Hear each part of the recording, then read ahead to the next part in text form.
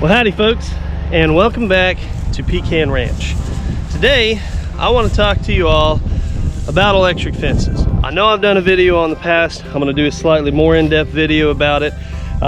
We've got a lot more time under our belts with experience with electric fence and the importance of electric fences and why I think every farm should have electric fence.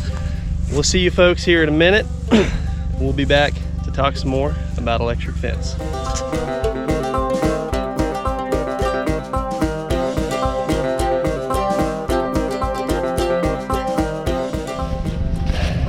Welcome back folks. So in the previous video, in our update video, I went into an abbreviated version of some of our infrastructure changes, one of which is these permanent gates that I've put in.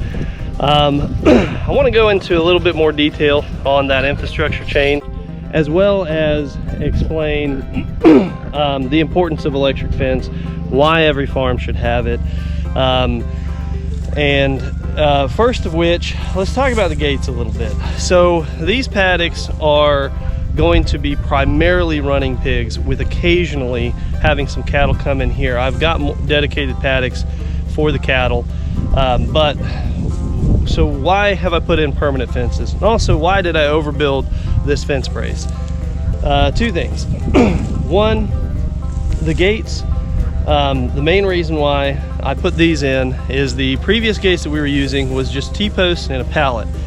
Why do you have to have a gate when you're running pigs? Well, when you're rotationally grazing, it is near impossible to convince a pig to go through a barrier that previously would shock them. So you need something that doesn't shock, like a gate or of some kind, whether it be just a pallet and T-post there that they can rub up on and they know it's not going to shock them. So when you open it up, they're not terrified to cross through that boundary.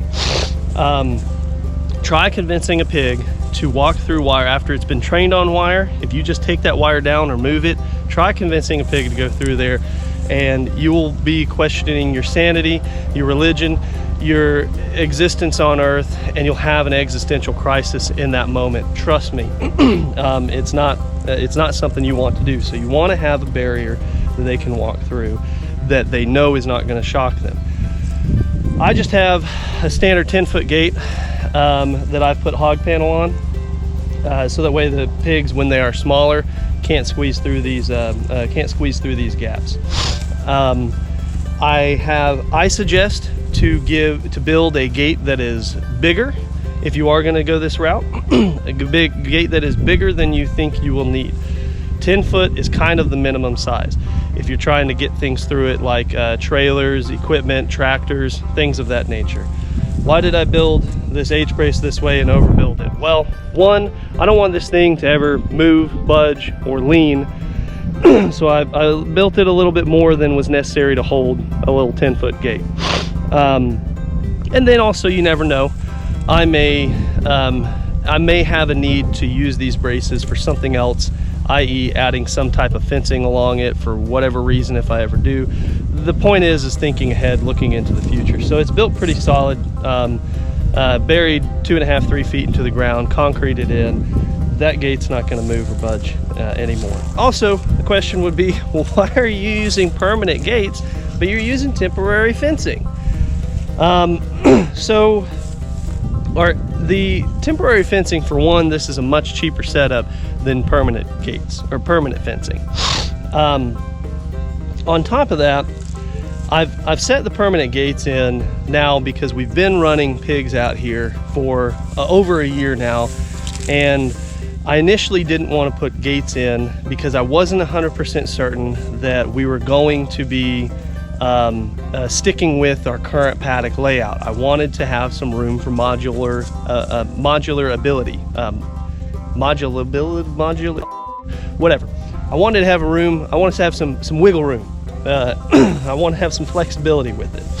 So when we initially set it up, we were only doing 2 paddocks at a time. So we had enough supplies to run 2 paddocks. We'd have pigs in 1 paddock, and then we'd have the second paddock set up for them. We'd move them into that one, and the one that was previously used, we'd tear down and move to the next paddock over and basically leapfrog around in our paddock layout.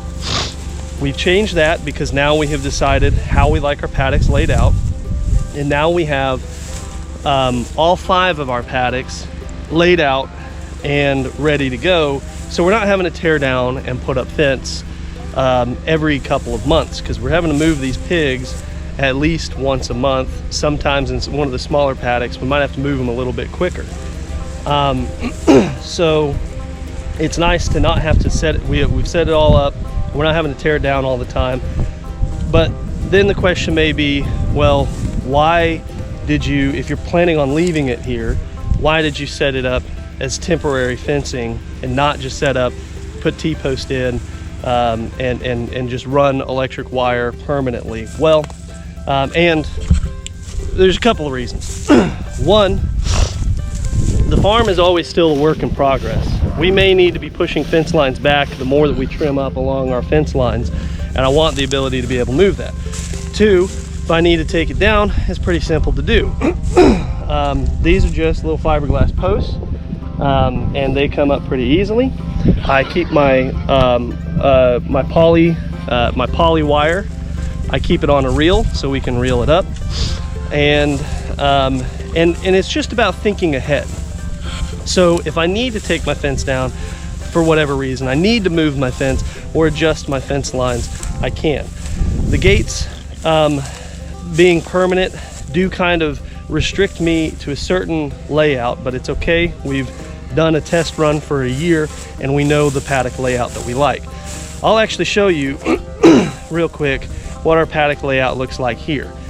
And you can see that we have 5 different paddocks around our pond set up for the pigs, and we have a couple of other paddocks for the cattle. And the cattle will use the main cattle pasture as a winter pasture, also kind of a home base. They will end up moving through paddocks 1 and 2 and stay there for a little bit, a time or two, and then go into Miss Jerry's pasture. And then that allows them to be able to put into a rotational grazing and allows for our paddocks to rest and just practice a little bit more sustainability when we're grazing here. So I'm just going to walk this fence line. I haven't checked it yet today, so we'll walk and talk. So why use electric fence? Well, I'll tell you this. I think that every farm should be using electric fence to secure their large livestock within reason. There may be a few exemptions to that, exceptions to that rule, and I would understand if that's the case. But there's a couple of benefits to using electric fencing and temporary posts versus good, strong, permanent fencing. One of the main benefits is it is cheaper to set up your fencing. So you may find yourself in a situation where, say you've purchased land or you have a property and you want to farm it, but the barrier to entry is too expensive to set up fence because it doesn't have existing fencing, or the fencing that is there is abysmal. Kind of like my fencing here. What we got here is just not so great barbed wire that has not been taken care of in many, many years. So when we first moved out here, so my thought was, I need to put up fencing that is suitable for the animals that I want to keep. And that kept me from honestly immediately getting livestock out here until I discovered electric fencing. I mean, I knew it existed, but I didn't know the extent to which you could utilize it. One of which was, we wanted to get goats a long time ago. That was our initial livestock that we were going to start out with, was goats. But I heard the old adage, if your fence can't hold water, it can't hold goats. And that's kind of somewhat true to an extent. Our goats in particular, the Nigerian dwarf goats, from my experience, what I've been able to do is I have been able to train them on electric. They will respect an electric fence. And so, you know, it's a whole lot easier to set up a pen for them rather than trying to fence off 10 acres with expensive fencing like goat panels, for instance. That is not cheap. This is far cheaper And then another main benefit is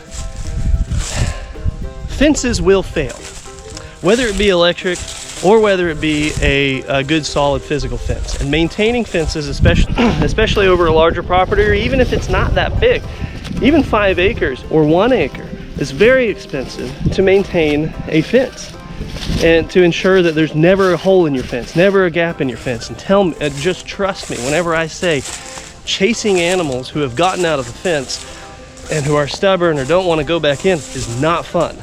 And I do not recommend it at all. So if fences fail, and even electric fences fail, what's the benefit? What is the advantage here? Well, I'll tell you the advantage here. The advantage here is an electric fence is not going to, when you do it right, when you train an animal on electric fence, it is not a physical barrier, it is a mental barrier. They see that fence, they don't want to touch it, they won't want to get shocked. So if your fence charger goes bad and you don't have an electric shock, they still won't touch it. Now, you still want to update and keep up with your fence to a degree and make sure that it's not down for too long, because if you have an electric fence that's not hot and it remains that way for days or even weeks, the animals may get wise to it. They may accidentally touch it and realize it doesn't shock them, and then they'll get conditioned to believe, hey, this fence isn't going to shock me. Then you have to go through that training process all over again to convince them that they can't run through a fence. But keeping up with fence is difficult to do, especially over a larger property. So let's say you have even just 5 acres. Well, that entire fence line, if you're having to maintain it all day in and day out, make sure there's no gaps, there's no loose fencing. If there becomes a hole in that fence, the animals can find their way out. Now, if there becomes a situation where a tree branch falls down on my wire and pushes it down on the ground, my pigs will not go across it. My cattle won't go through an electric fence. Even if they could, like even if they physically can, they won't, because there's that mental barrier there for them. So you have that benefit of knowing that your animals are going to stay where they need to stay. So the question then would be, is why not use electric fence? And you can use it alone in the cases that I have with my paddocks, the way I have my paddocks divided up for the pigs, and for some of my paddocks for my cattle. You can use it in conjunction with good, strong physical fencing. And another benefit of using that, even if you do have physical fencing, is it keeps the animals off your fence, especially larger livestock. They won't pressure your fence as much. Now, what animals can be trained on electric? So I can say from personal experience that pigs are very easy to train on electric, and they will respect that electric fence very well. Pigs are very smart, and it doesn't take long to train them. In fact, I've had success with training pigs on electric fence in as little as 3 days. You train them by putting them in a training pen with good, strong physical fencing behind it, and you leave them in there for a period of time, dependent upon the animal. They will eventually experience that electric shock. They will associate that wire with that pain, and they will decide that they don't want to ever touch that wire again. Now, you want to have physical fencing behind it, so that way if they get shocked, they don't get startled and run through it and then think that they can run through an electric fence. There's physical fencing behind it, so they get shocked, they back up. They're not going to try and go through it. That's the key to training animals, is you have to have a training pen of some kind. You have to have some place that has good physical fencing that will keep them in. Use it in conjunction with electric fence, and you leave them in there for a period of time dependent upon the animal, and which some animals take longer to train. Pigs, I recommend no less than 1 week. And just to be safe, keep them in a couple weeks. And you know that every single one of those pigs has experienced that electric shock, and they will respect that electric wire. Cattle are a little bit slower of learners.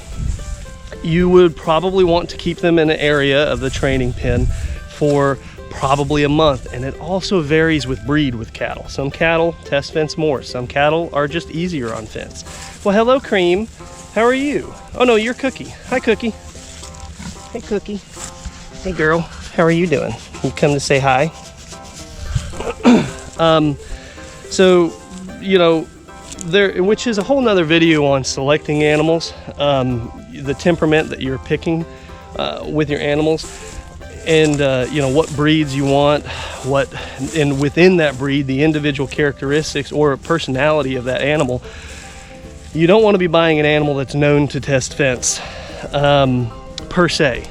Although I will say here, Cookie, I got her from my cousin's farm, and she tested fence. He didn't have electric, but her and her siblings got out all the time. They would get out, and he had hog panels for his fencing. They would root underneath it. They'd go underneath these fences, and they'd get everywhere. They'd tear up his father-in-law's garden. They would tear up everything. But I had them in a training pen. I had them in there for 3 weeks, I believe, just to be safe, because they were known to test fences. And now they can be held in with just a little flimsy poly wire, and they won't go near the fence. They respect it, and I can keep them in with just electric fence alone. Doesn't require any physical fencing behind it. And then other animals that are just known to be escape artists, like goats. Now, I don't know the prescribed time frame for which you need to train a goat on electric, but we kept our goats in a training pen for a month. And now after that month, hello Minnie, how are you? Hi. Okay, thanks for interrupting me. I know you love me, but hey, oh goodness. Okay, you need the belly rubs. I'm sorry. Okay, you too. All right, buddy. Goodness. All right. Whoa, give me back my shoe. Oh. So we kept our goats in a training pen for a month, and then after that, they will respect an electric wire alone. Now, my goats are Nigerian dwarf goats. That breed, most dwarf breeds, don't tend to be as escapey, if you will, as some of the other larger breeds. So your mileage may vary with that one, and I can't 100% guarantee that every goat can be trained to electric. I personally don't have experience with it, and I don't see electric being used on goat farms as often. Not to say that it can't be done. It has worked for us, and I recommend at least trying it first. Because if you at least try it, put them in a training pen, and then you set them out on an area that's just electric fence, and if it works for you, great. Here's the reason why. Here's the main reason why I say every farm should be using electric fence. The main reason is it will allow you to accomplish your farming goals a lot quicker with more flexibility.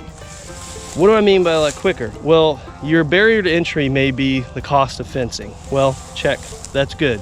Electric fence, half the cost, in some cases a tenth of the cost, depending upon your particular application. So that'll allow you to say you have an area, you've got a big pasture, but you have no fencing, and you want to keep cattle, but you don't have, you know, the money to put into fencing that entire area. Well, electric fence. Flexibility. You can set up modular and temporary fencing, basically, and you can move it as need be, as you see fit. You can set up especially if you're new to farming, you can set up a bunch of paddocks, and then you decide, hey, paddock one's too small, we need to move the fence line.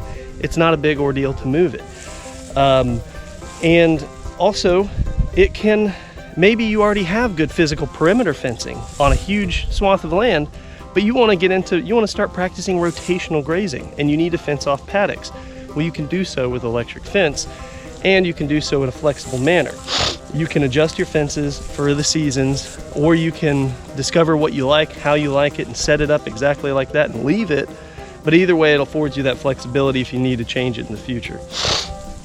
So there should be no reason why most farmers shouldn't be using electric fence as a primary means of keeping your animals where you need them to be.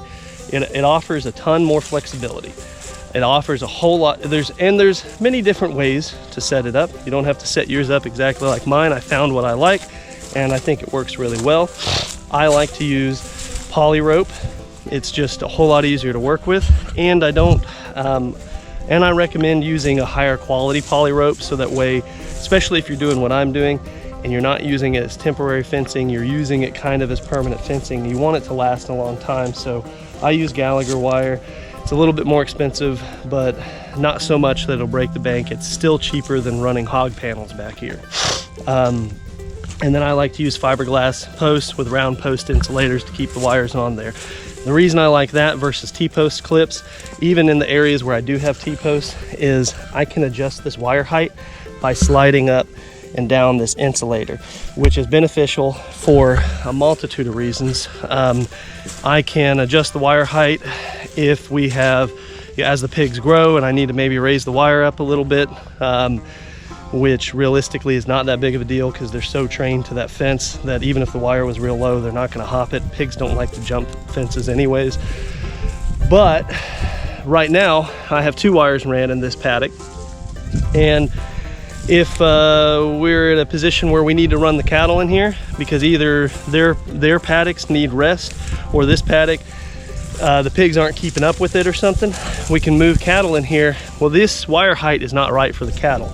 I'll have to pick the wires up, and that means I don't have to run a 3rd wire to keep cattle in here. I can just lift it up.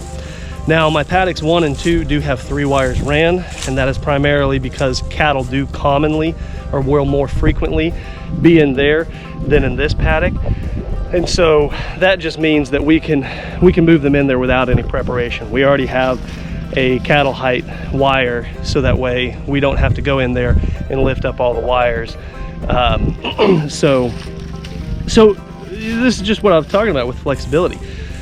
There is a lot of flexibility with electric fencing. It can allow you to accomplish your farm goals, it can allow you to accomplish them a lot sooner. So take it from me, from the experience that I've had using electric fence, the benefits it's given my farm. We wouldn't have half of the animals out here if we didn't start using electric fence, because we would have not been in a position to afford to spend the money to have to redo all of our fencing on this 10 acres of property, plus the other 5 acres that I use between my 2 neighbors' properties, that neither of which had good fencing either. So we would have had to spend money on fencing 15 acres, not to mention cross fences for setting up paddocks to do rotational grazing. So odds are I would have spent money on perimeter fence, and I would have been out of money, and I would have done no cross fencing, and I wouldn't have done rotational grazing, which is not as beneficial. I wouldn't have been able to run pigs, honestly, and maintain my land properly, because if you're gonna pasture raise pigs, you have to rotational graze. You can do it, you can let them full-time graze, but you just can't control the pressure they're putting on the pastures. And when left to their own accord, they may concentrate too much pressure in one area and leave the other side of your pasture completely alone. And then you'll just have craters in one spot and an unkempt forest growing in another spot.